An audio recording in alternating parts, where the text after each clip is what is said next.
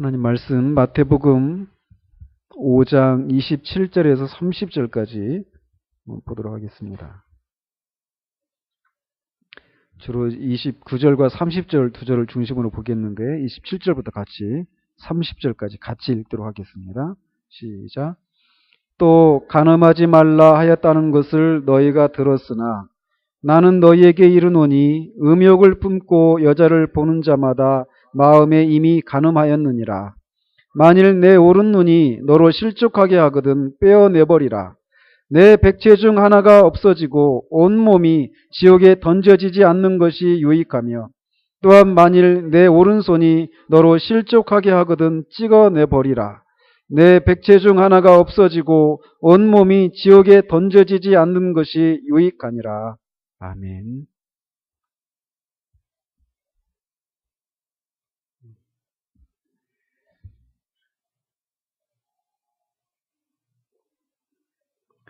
지난주에 간음하지 말라라고 하는 계명에 대해서 우리가 살폈죠. 그러면서 죄를 외적인 행동으로 나타나는 것만이 죄가 아니라 마음의 동기까지도 살핀다라고 하는 그런 성경적인 죄에 대한 개념을 살폈습니다. 그러면서 이렇게 성경적인 죄에 대한 개념을 가지지 못하게 되면 초래되는 것들, 발생하는 것들에 대해서도 같이 살폈죠. 오늘은 이제 그렇다면 이 우리 안에 있는 죄를 어떻게 억제해야 하는가에 대해서 29절과 30절을 중심으로 살펴보도록 하겠습니다. 주님 29절과 30절에서 이렇게 말씀하십니다. 만일 네 오른눈이 너로 슬쩍하게 하거든 빼어내버리라. 내 백체 중 하나가 없어지고 온몸이 지옥에 던져지지 않는 것이 유익하며 또한 만일 내 오른손이 너로 실족하게 하거든 찍어내버리라. 내 백체 중 하나가 없어지고 온몸이 지옥에 던져지지 않는 것이 유익하니라 라고 이렇게 말씀하십니다. 그래서 이 말씀을 이제 이런 식으로 해석하는 사람들이 있습니다.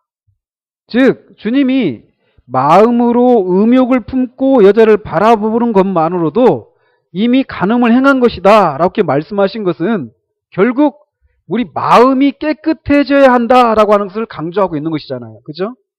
그런데 이제 이런 말씀을 들으면서 어떤 반대자들을 염두에 두시면서 이 29절과 30절에 해당되는 말씀을 하셨다라는 거예요. 마치 로마서 5장에서 이 사도 바울이 어떤 교리를 가르치죠?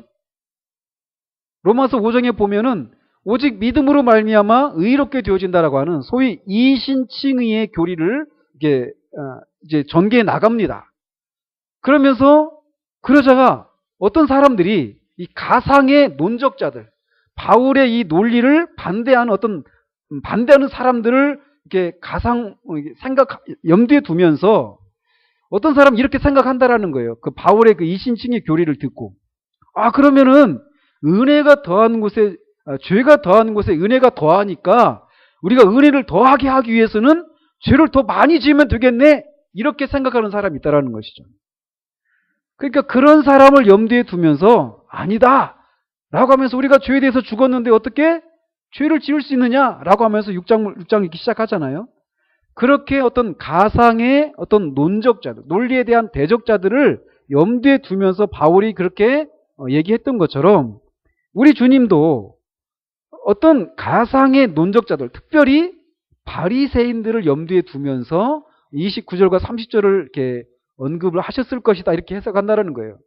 바리새인들이 어떻게 주님의 말씀을 들으면서 마음으로도 음욕을 품고 보는 그것마저도 간음을 행한 것이다. 똑같다. 이렇게 그런 말씀을 들었을 때 바리새인들이 이런 식으로 생각했을 거라는 거죠. 어떤 거냐면 만약에 이 행동만이 아니라 마음이 깨끗해져야 된다라고 한다라면 그거는 전혀 쓸데없는 일이라는 겁니다. 왜? 왜냐하면 우리는 눈을 가지고 있다라는 거예요.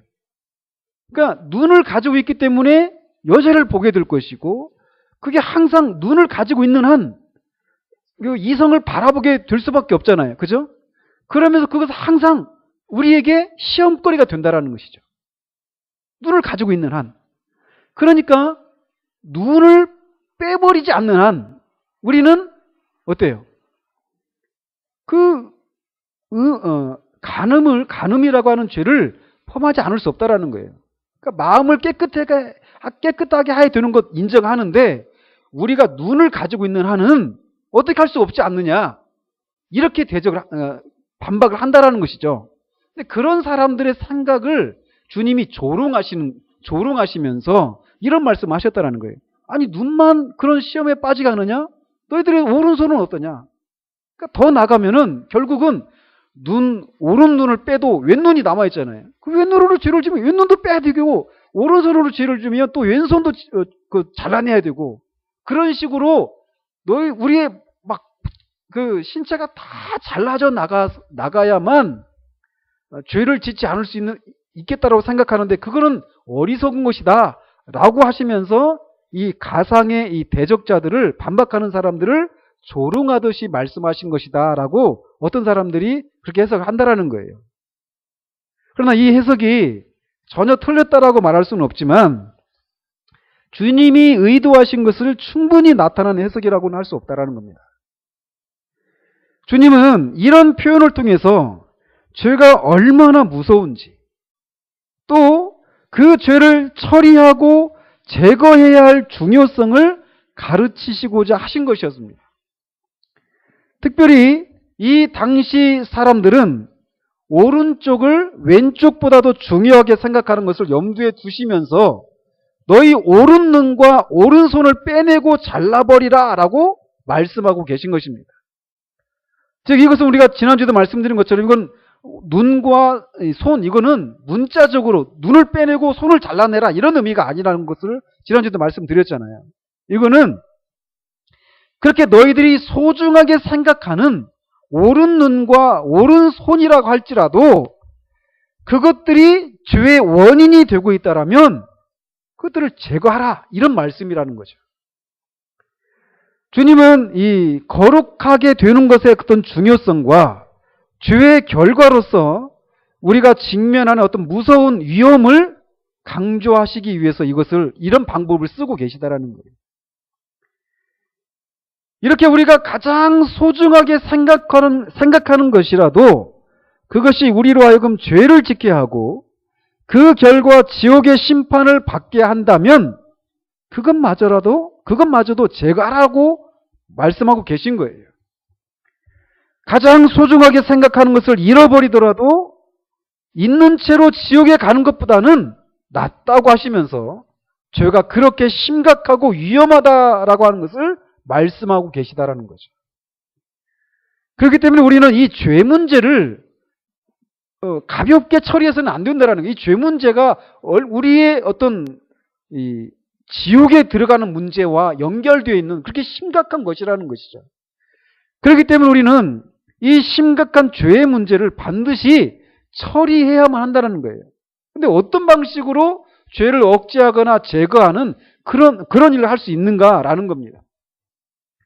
그래서 먼저 이 소극적인 것들을 먼저 얘기를 하면, 부정적인 것들을 먼저 얘기를 하면, 우리가 어떻게 하면 죄를 억제하거나 제거할 수 있는가? 첫 번째로는 죄의 성격과 그 죄로 말미암아 도달하게 되는 결과가 얼마나 심각한 것인지를 먼저 깨달아야만 합니다. 지난주에도 말씀드린 대로 우리가 성경적으로 죄를 알지 못하면 성화를 이루는 삶이 가능하지 않다라고 말씀드렸습니다. 오늘날의 수많은 자칭 그리스도인이라고 하는 사람들 속에서 거룩한 삶을 이루는 모습이 나타나지 않는 가장 큰 이유 중에 하나는 죄가 무엇인지, 그리고 죄의 결과가 얼마나 심각한 것인지를 모르기 때문이라는 거죠. 죄는 단지 어떤 죄책으로 인도하는 그런 것일 뿐만 아니라 죄로 말미암아서 우리가 초래되는 것이 죄책과 또 하나가 뭐라고 그랬죠? 죄의 오염이라는 것이죠. 그래서 우리는 이 죄의 오염이라고 하는 것을 우리가 생각하지 않으면 거룩한 삶을 우리가 살아갈 수가 없다라는 거예요. 그래서 우리는 죄를 짓게 만드는 그 죄, 영어로 sin이라고 합니다. sin. sin.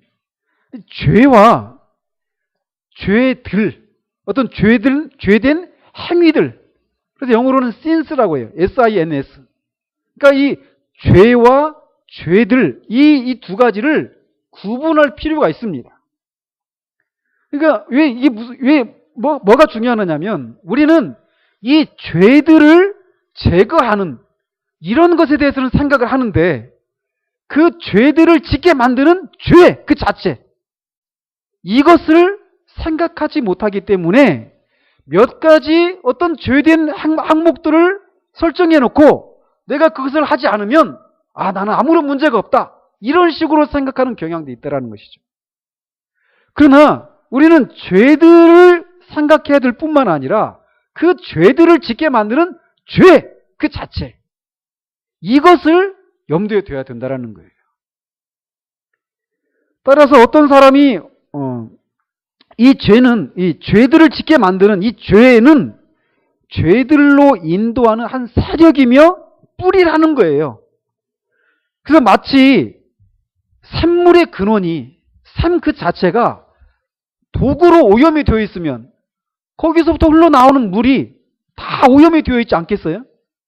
그런데 그 샘으로부터 나와서 물이 흘러가지고 어떤 시냇물과 강을 이루고 바다로 흘러가는데 그 샘 근원을 고치지 않은 채 그 독을 제거하지 않은 채 거기서 흘러나오는 어떤 지천과 샘물 이런 것들을 깨끗하게 하려고 하는 노력들이 아무 쓸모가 없는 것처럼 죄들 그 자체가 아니라 죄 그 자체 죄들을 짓게 만드는 죄 그 자체를 우리가 염두에 둬야 된다는 거예요.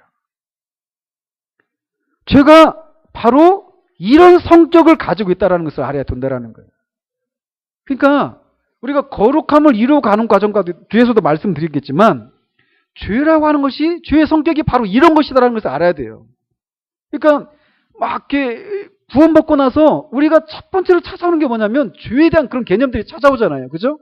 그래서 그것을 어떤 죄된 행위들을 막 안 지으려고 막 한단 말이에요. 근데 그거를 짓게 만드는 어떤 뿌리를 우리가 딱 보기 전까지는 우리가 막 이렇게 절망하는 우리 자신의 어떤 내가 인간이는 나는 이런 죄를 지을 수밖에 없구나 라고 하는 것을 깨닫지 못하게 된다는 거예요.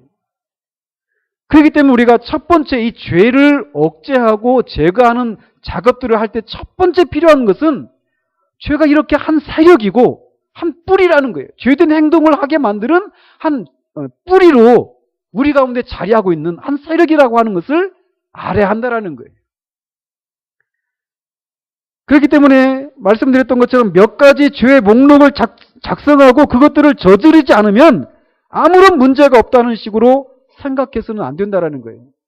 그런데 이런 모습을 우리들 뿐만 아니라 우리 시대 많은 사람들이 죄를 짓지 않는다, 거룩한 삶을 살아간다 라고 말할 때 이런 것을 먼저 염두에 두고 있잖아요. 그죠?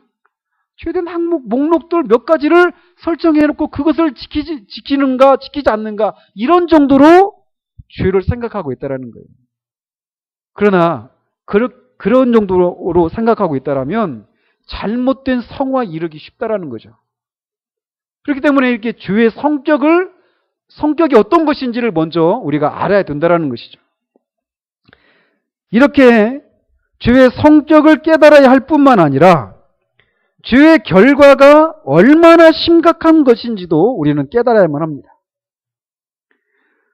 죄가 어떤 결과를 불러왔습니까?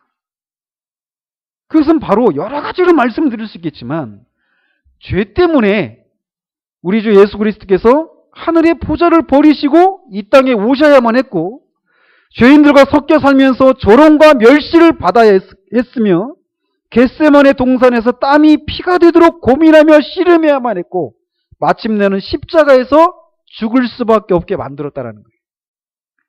죄가 초래하는 결과가 바로 그런 것이라는 것이죠. 하나님의 아들이 오셔서 죽으셔야만 하는 그런 결과를 초래하는 원인이 뭐냐? 바로 죄라는 것입니다. 경외심을 가지고 말씀드리건대 하나님이시라도 당신의 아들을 이 땅에 보내셔서 십자가에서 당신의 저주를 받고 죽는 것이 아니면 죄의 문제를 해결할 수 없는 것이라는 거예요. 이것이 죄가 가지고 있는 무서운 결과라는 것입니다. 그러므로 우리는 죄 문제를 생각할 때마다 하나님의 아들의 관점에서 생각해야 한다는 거예요. 하나님의 아들이 오셔서 죽으셔야만 하는, 하나님의 저주를 받아서 죽으셔야만 하는 그런 심각한 결과를 초래하는 것이 바로 죄다라는 거예요. 이 죄의 세력이라고 하는 것이 어마어마하다라는 것이죠. 이렇게. 이런 식으로 죄의 성격이 무엇이고 죄가 얼마나 심각한 결과를 초래했는가를 먼저 생각해야 된다는 거예요. 그것을 생각할 때 우리가 죄에 대해서 가볍게 생각하지 않을 수 있다는 것이죠. 그리고 다음으로 우리가 생각해야 할 것은 우리의 영혼과 운명이 얼마나 중요한가를 생각해야 한다는 겁니다. 그래서 주님이 내 백체 중 하나가 없어지고 온몸이 지옥에 던져지지 않는 것이 유익하니라 라고 말씀하십니다. 주님은 우리의 영혼이 너무나 중요하므로 우리의 눈이 죄에 빠지게 만드는 원인이 되고 있다면 그것마저라도 뽑아 제거해야 한다라고 말씀하고 계시는 거예요. 이 땅을 살아가면서 우리에게 주어진 많은 것들은 그 자체로 옳고 유익한 것들입니다. 눈도 하나님이 주신 거예요. 그 자체는 아무런 문제가 없습니다. 정당한 것입니다. 그러나 그런 것들이라고 하더라도 그것들이 우리를 죄로 인도한다면 그것들이 우리의 영원한 운명에 치명적인 것이고 우리 영혼에 해로운 것들이라면 기꺼이 그것들을 제거하라 라고 하는 그런 의미라는 거죠. 그래서 누가복음 14장 26절에 무릇 내게 오는 자가 자기 부모와 처자와 형제와 자매와 더욱이 자기 목숨까지 미워하지 아니하면 능히 내 제자가 되지 못하고, 부모와 처자와 형제 그리고 우리의 목숨 모두 주님이 주신 것이고 그 자체로 정당한 것이고 그 자체로 옳은 것들입니다. 그러나 주님은 이런 말씀을 통해서 이렇게 소중하고 정당한 것이더라도 우리와 주님 사이에 끼어들게 해서는 안 된다는 겁니다. 그래서 사도 바울은 빌립보서 3장 7절 9절에서 이렇게 말씀하시잖아요. 그러나 무엇이든지 내게 유익하던 것을 내가 그리스도를 위하여 다 해로 여길 뿐더러 또한 모든 것을 해로 여김은 내 주 그리스도 예수를 아는 지식이 가장 고상하기 때문이라. 내가 그를 위하여 모든 것을 잃어버리고 배설물로 여김은 그리스도를 얻고 그 안에서 발견되려 함이니라고 말했습니다. 그에게 유익한 것들도 그는 해로 여기고 배설물처럼 여긴다라고 말을 합니다. 왜? 이런 것들, 자기한테 유익한 것들마저도 그리스도를 아는 지식에 이르지 못하게 하기 때문에 그것들마저라도 배설물과 같이 여기면서 버린다라는 거예요. 오직 주님만이 이것을 요구하실 수 있죠. 왜냐하면 그분은 모든 선의 총체이시고 선 그 자체이시며 모든 것의 주인이시고 우리의 모든 존재를 쏟아부어 사랑하고 섬겨야 할 유일한 분이시기 때문에 주님은 이렇게 요구하실 수 있는 것입니다. 그러나 우리의 문제는 언제나 이 세상에 속한 것들을 더 사랑하고 누리는 것에 대해서 정당화시키려고 한다는 것이에요. 내 부모를 공경을 하지 않았습니까? 내 자녀를 주의 교훈과 훈계로 양육하라고 하지 않았습니까? 라고 말하면서 부모와 처자를 주님과 우리 사이에 두는 이런 일들이 우리 가운데 있다는 것이죠. 그러나 주님은 우리의 영혼의 구원에 악영향을 끼치는 것은 그것이 무엇이든지 우리는 미워하고 이것들을 주님보다 뒤에 놓아야 한다라고 말씀하시는 거예요. 그래서 그들이 소중하게 생각했던 오른손, 오른 눈 이것마저라도 빼버리고 너희 영혼의 구원을 위해서 그것들을 버려라 이렇게까지 말씀하신다는 것이죠. 근데 이것은 비단 우리가 구원을 받는 처음 단계에서만 이런 원칙을 적용하는 것이 아니라 구원받은 이후에도 여전히 우리는 이런 원칙을 적용해야만 합니다. 우리의 영혼의 안녕과 복지를 생각한다면 하나밖에 없는 영혼이 진정한 만족과 복락을 누릴 수 있다라면 그것을 가로막는 무수한 종류의 장애물들을 기꺼이 내려놓아야 한다라는 거예요. 이런 것은 우리가 이 세상에서 가난해져야 된다는 것을 말하는 것이 될 수도 있습니다. 승진을 못하는 것이 될 수도 있고 결혼을 못하는 것일 수도 있고 가장 사랑하는 사람과 관계가 어려워지는 것일 수도 있어요. 그러나 주님은 사람이 만일 온 천하를 얻고도 자기 목숨을 잃으면 무엇이 유익하리요? 라고 말씀하십니다. 내 백지 중 하나가 없어지고 온몸이 지옥에 던져지지 않는 것이 유익하니라 라고 그렇게 말씀하고 계신 것이죠.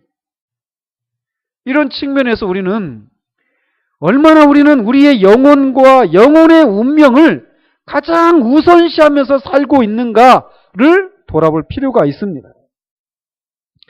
이제 구원은 따놓은 당상이니까 적당히 안주하며 적당히 헌신하고 그렇게 적당히 희생하면서 살고자 하는 그런 마음이 우리를 잡고 있지는 않은가라는 거예요. 물론 여기 계신 분은 물론 이 개척교회에 와 있다는 것 자체가 어떤 전적인 헌신을 하고 있다라고 하는 그런 외적인 증거가 되기에는 충분하지 않습니다.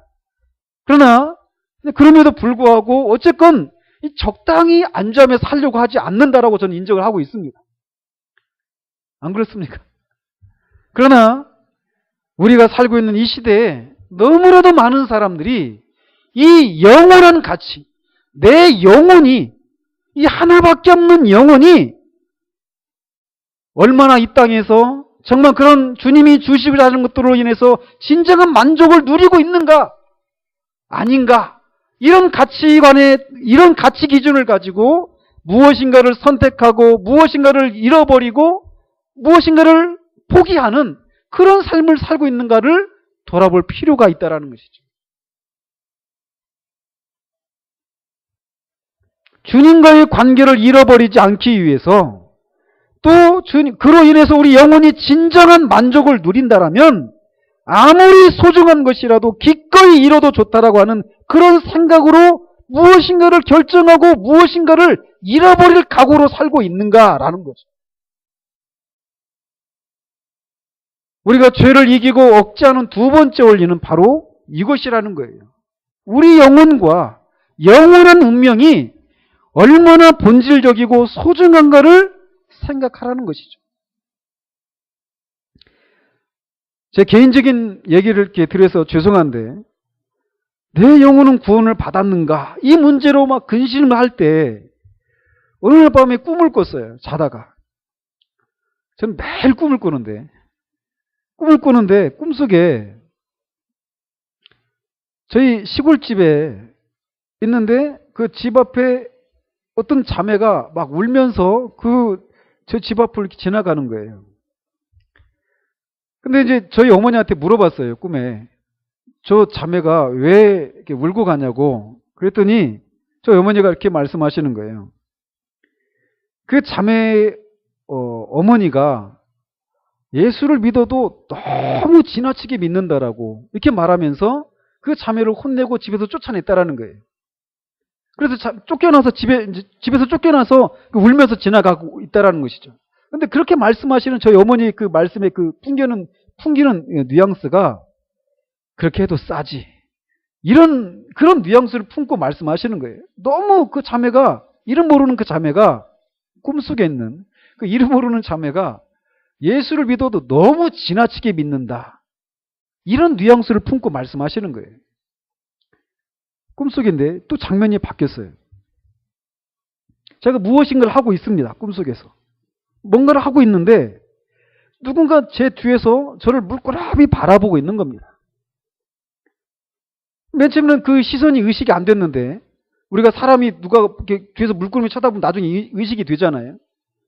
근데 딱 보니까 저희 어머니가 저를 바라보고 있는 겁니다. 꿈속에. 꿈입니다. 지금까지. 저를 바라보면서 저를 바라보시는 마음이 이런 거예요. 나한테 돌아와라. 내가 내 아들을 잃어버렸다.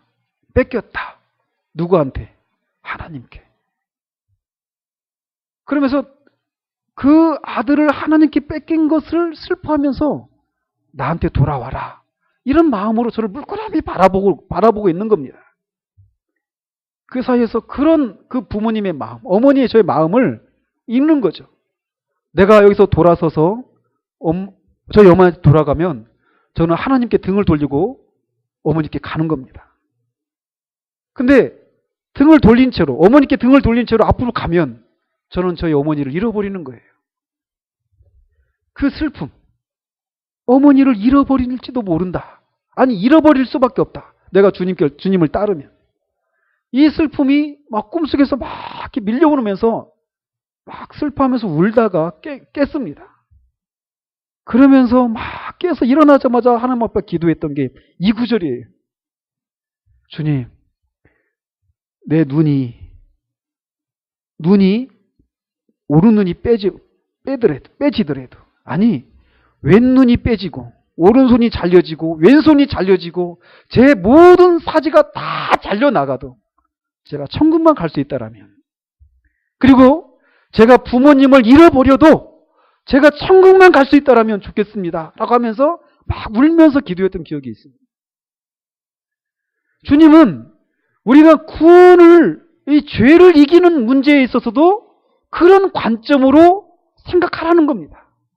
이 죄를 짓는 것이, 이 순간적인 어떤 만족을 주고 쾌락을 주는 이 죄가 내 영혼의 영원한 운명을 좌지우지하는 그런 것이다라고 하는 것을 생각하라는 겁니다. 그래서 영원한 그런 운명을 좌우하는 그런 것이라고 하는 생각을 하면서 죄를 억제하고 제거하라는 거예요. 근데 말씀드린 것처럼 이거는 구원받은 이후에도 똑같이 적용되어야 한다는 거예요. 구원받은 이후에 우리가 이 땅을 살아가면서 교회를 정하고 직장을 정하고 배우자를 정하고 우리가 어떤 직업을 선택하고 또 그리스도인의 삶을 살아가는 모든 과정 가운데서 내 영혼이, 그 결정이, 그 선택이 내 영혼을 살찌우는 것인가, 내 영혼을 살리는 것인가, 내 영혼이 정말 만족을 누리는 그런 선택인가 아닌가를 생각하면서 결정을 하라는 것입니다.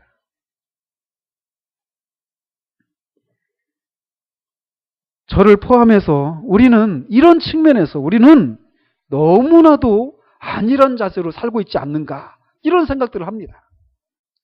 저는 누구도 원망하지 않습니다. 누구도 원망하지 않아요. 근데 우리 안에 이런 게 있다라는 거예요. 구원은 받았으니까. 구원은 따놓은 당상이니까. 구원받은 자로서의 삶을 살아가는 데 있어서 영원한 운명, 이런 것과 연결해서 모든 것을 선택하고 결정하는, 그래서 그 결정이 우리로 하여금 정말 오른 눈을 빼버려야 되고 또 오른손을 잘라내버려야 되고 우리의 부모와 자식과의 사람들과의 그런 모든 관계, 이 땅에서 어떤 안락한 삶, 이런 것들 모든 것을 포기해야 되는 그런 것이라 하더라도 내 영혼이 산다라면, 이것이 내 영혼의 영원한 운명을 좌우하는 것이라면 나는 기꺼이 그 손해를 감수하겠다라고 하는 그런 자세로 우리의 삶을 살아가지 못하는 경우들이 많다라는 것이죠. 그러나 이것이 우리가 죄를 억제하고 제거하는 두 번째 원리로 우리 가운데 항상 적용되어야만 한다는 것이죠. 또 세 번째로, 죄를 미워하고 어떤 희생을 치르더라도 멸하기 위해서 노력해야 한다는 것입니다. 이것과 맞물려서 시편 97편 10절에 여호와를 사랑하는 너희여 악을 미워하라 라고 말씀하십니다. 우리는 죄를 미워하기 위해서 죄를 연구하고 죄의 작용을 이해해야만 합니다. 청교도들이 이 방면에서 아주 탁월했습니다. 특히 존 오웬의 죄죽임의 교리를 우리는 살피고 연구할 필요가 있습니다. 비록 우리가 이 부분에서 잘못 적용해서 영혼에 많은 아픔이 있었던 것이 사실이지만, 우리는 죄가 어떤 방식으로 교묘하게 우리 안에서 역사하는지, 우리 안에 있는 죄를 어떻게 하면 죽을 수 있는지에 대해서 연구하고 그것을 적용하는 것이 필요합니다. 죄 죽임에 대한 교리 때문에 우리 영혼이 어떤 상처를 받았기 때문에, 어떤 고통을 겪었기 때문에 우리는 또 다른 극단으로 가기 쉽습니다. 그래서 이 죄 죽임의 교리, 이런 것들을 등한시하면서 그냥 영광과 승리, 이런 쪽으로 가기 쉽단 말이죠. 그런데 우리는 극단으로 치우쳐서는 안 돼요. 이런 노력들이 우리 가운데 필요합니다. 그런 교리를 잘못 적용하는 데서 오는 그 잘못들을 우리가 바르게 시장하면서 그것들에 대해서 관심을 가지고 죄를 죽이려고 하는 이런 노력들이 우리 가운데 필요합니다. 이것을 위해서 우리에게 실제적인 적용을 한다면 육신의 기회를 제공하지 말아야 한다는 거예요. 우리 안에는 이 타오르는 정욕의 불이 있습니다. 그 불이 기름에 가까이 가지 않도록 해야 된다는 것이죠.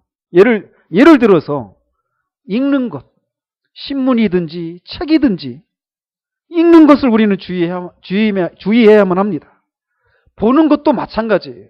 듣는 것도, 사람들과의 대화와 어떤 사람들을 만나는가, 이런 부분에 있어서도 우리의 죄를 자극하는 읽는 것, 보는 것, 듣는 것, 사람들과의 만남과 대화, 이런 것들로부터 우리가 멀리할 필요가 있다는 거예요.